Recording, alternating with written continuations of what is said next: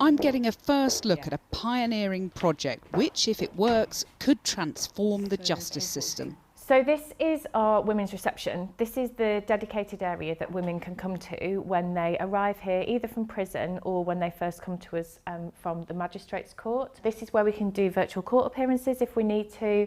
Backed by the Ministry of Justice but funded through donations, Hope Street in Southampton provides a new home and a new start for women who might otherwise be in prison.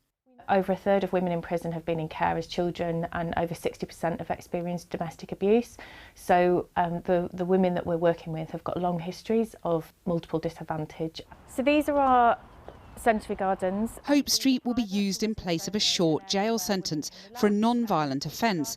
But magistrates can also send women here as an alternative to a community order while on remand or after being released from prison for further rehabilitation.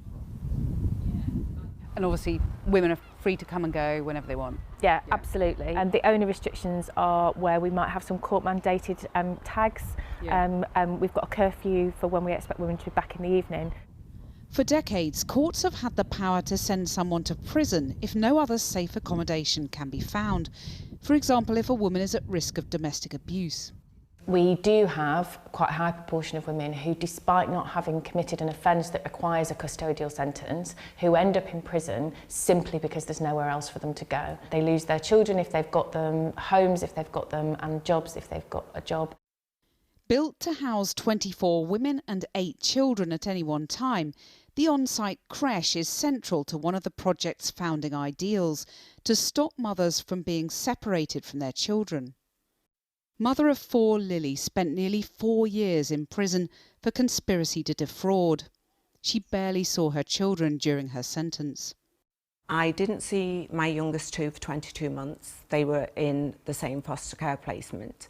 My daughter, that was 16 when I went in, she came in twice and it was far too emotional for her. What impact did being in jail have on your relationship with them? I didn't realise at the time until I went out to see the 2 younger children. My 7-year-old looked at me with she was so wary of me, and I could see the sadness in her eyes. I didn't cry for my whole sentence, but I cried that day. A survivor of domestic abuse, Lily now works for the charity behind the venture. Lily, what difference would it have made to you if you could have done at least part of your sentence somewhere like this? A huge difference. My relationship would definitely not have broken down as it did with the children. I think that the intervention here is about getting to the root cause of why you've committed crime. That's not dealt with in prison. Stacey arrived here 3 weeks ago, direct from prison. Sentenced to 16 months for drugs possession with intent to supply, she's been released early and tagged under a home detention curfew. How did you find prison? There's no safety in prison. Anything can kick off at any point in time, do you know what I mean? It isn't safe, no. Stacey is getting a lot of support here and is also on medication for multiple health issues. Does this feel like a safe environment to you then? 100%. Total different environment, total different. I can come out of my flat any time of night. Staff are here wanting to sit, watch the TV, just talk. How difficult is it here to stay off the drugs? The drugs coming part was easy. It's the psychological side of that, that I'm left with. You need to deal with the trauma. It's trauma-based. Everybody's been through something in their life to commit that crime. Mia grew up with someone close to her in prison. She now works here, supporting residents on a day-to-day basis. As you're a child, you don't quite get the same comprehension as you do when you're older on what's happening, what prison is about. As soon as you're told, oh, you're related to someone that went to prison, your best friend went to prison, whatever it may be, you've now got that label, and it only takes, so many times hearing it, or someone saying it, that you start believing it. Then you think, well, I'm not good enough, that's all I'm ever going to amount to be. Yep. Totally. Yeah. Philanthropist Lady Edwina Grosvenor has worked nearly a quarter of a century in and around the justice system. The Hampshire project is her brainchild.